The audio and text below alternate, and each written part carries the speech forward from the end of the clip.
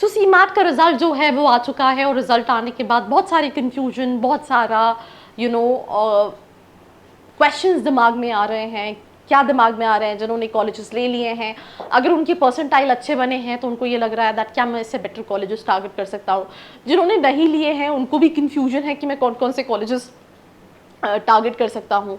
और साथ ही साथ जिन्होंने कॉलेजेस अच्छे अप्लाई किए थे, परसेंटाइल अच्छा नहीं आया, उनको भी कंफ्यूजन है। पर एक चीज़ है जो कॉमन है, जो सारे स्टूडेंट्स जिन्होंने सीमैट दिया है 2024, तो कैसे एक सही कॉलेज को शॉर्टलिस्ट करें एज पर प्रोफाइल, वो मैं डिस्कस करूंगी इस वीडियो में। आई थिंक मैंने ऑलरेडी कल एक लाइव सेशन लिया था और उस लाइव सेशन में एक्सप्लेन किया था दैट 2 कैटेगरी के स्टूडेंट है, एक 95+ वाले और एक 95 के अंदर। अब ये जितना कम होता जाए, I mean that is something we need to C.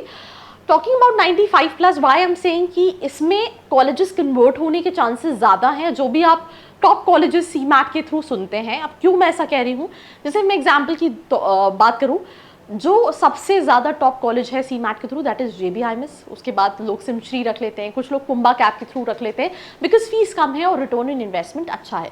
But अगर आप इन कॉलेजेस का कट ऑफ देखोगे तो उन कॉलेजेस का कट ऑफ है, let's say if I talk about JBIMS, it's 99.99 percentile, because 15% seats all India category के स्टूडेंट्स के लिए रहते हैं, ऑलमोस्ट 100 परसेंटाइल।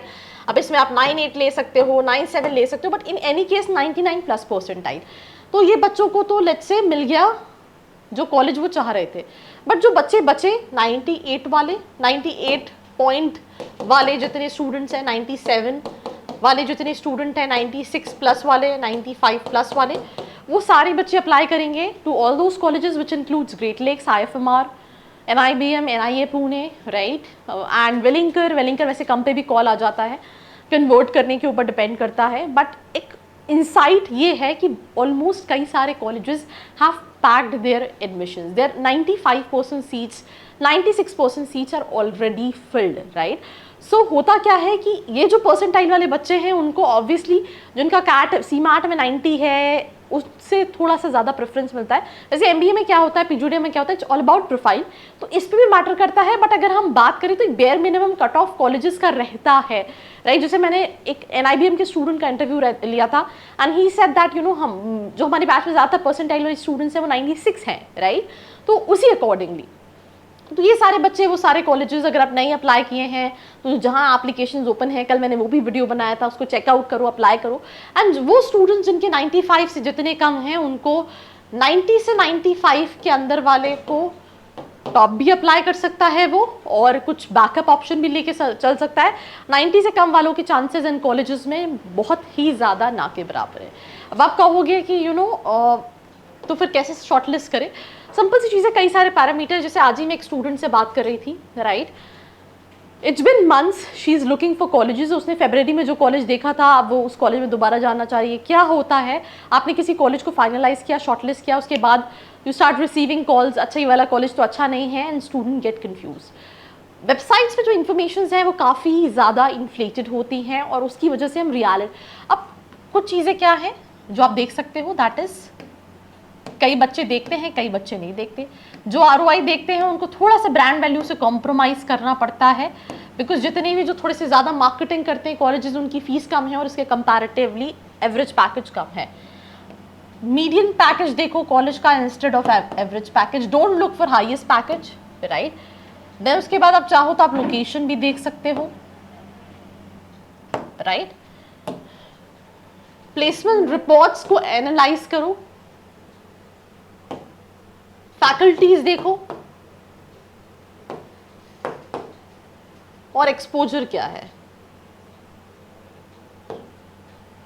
तो मुझे लगता है ये सारी चीजें आपको कंसिडर करनी चाहिए। ROI, brand value, median package क्या है, प्लेसमेंट्स क्या है, फैकल्टीज क्या है, और एक्सपोजर कैसा है, मतलब आपकी ओवरऑल डेवलपमेंट कैसे होगा। अब आप कहोगे कि प्लेसमेंट अगर हम कॉलेज की वेबसाइट पे देखेंगे तो पता कैसे चलेगा, तो इसी सेंस में आपको अपने लेवल पे कई सारी वेबसाइट्स पे जाना है, स्टूडेंट से बात करनी है। अब आप कहोगे हम कैसे बात करें, लिंक्डइन पे रीच आउट करते हैं, बच्चे जवाब नहीं देते। लिंक्डइन पे बात करने का फ़ायदा भी नहीं है, बिकॉज बहुत सारे स्टूडेंट्स ने ये बोला कि बच्चों से बात करके ऐसा लगता है कि कॉलेज से ही कोई है या मतलब थोड़ा सा, तो अगर आप स्टूडेंट से रीच आउट करना चाहते हैं, नीचे एक फॉर्म का लिंक दिया है, आप उस पर स्टूडेंट से बात कर सकते हैं, रिक्वेस्ट कर सकते हैं कि मुझे इस कॉलेज के स्टूडेंट से कनेक्ट करना है। साथ ही साथ अगर आप नहीं डिसाइड कर पा रहे हो कि मेरे लिए क्या सही है, तो उसके लिए भी आप फॉर्म फिल करके डिटेल्स ले सकते हैं। बट ये सारे पैरामीटर्स देखो, रिसर्च करो, देन शॉर्टलिस्ट अ कॉलेज। अब एग्जाम्पल मैं एक और, आज मैंने उस लड़की को भी सेम एग्जाम्पल दिया था जो मैं एग्जाम्पल आपको दे रही हूँ। आप लोग कितने लोग उस एग्जाम्पल से सैटिस्फाइड है, please let me know in the comment section below. अगर किसी रैंडम नंबर से आपके पास कॉल आता है और वो बोलता है that I am speaking as a counsellor, आपके फोन पे एक ओटीपी आया है, क्या वो ओटीपी शेयर करोगे? कमेंट सेक्शन में टाइप करो येस और नो।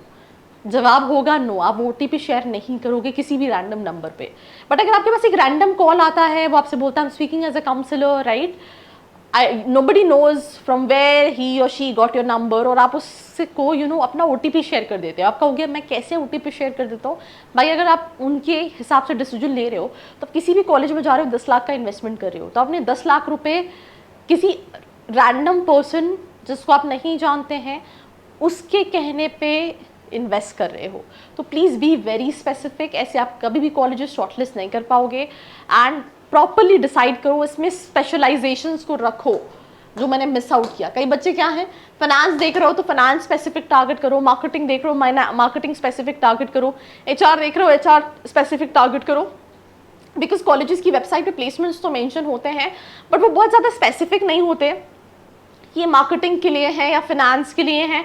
पता चला आपने 10 लाख का प्लेसमेंट देखा, बट वो मार्केटिंग का था, फाइनेंस का नहीं था या एचआर का नहीं था, तो वहाँ पे आपको लगेगा यार यहाँ पे आके एक प्रॉब्लम है। So that's all about this episode. I will request you to share this video with all your friends. बाकी ऐसी वीडियोस के लिए like, share and follow. I hope you like this video. For more such videos, keep watching our channel. And do not forget to like, share and subscribe.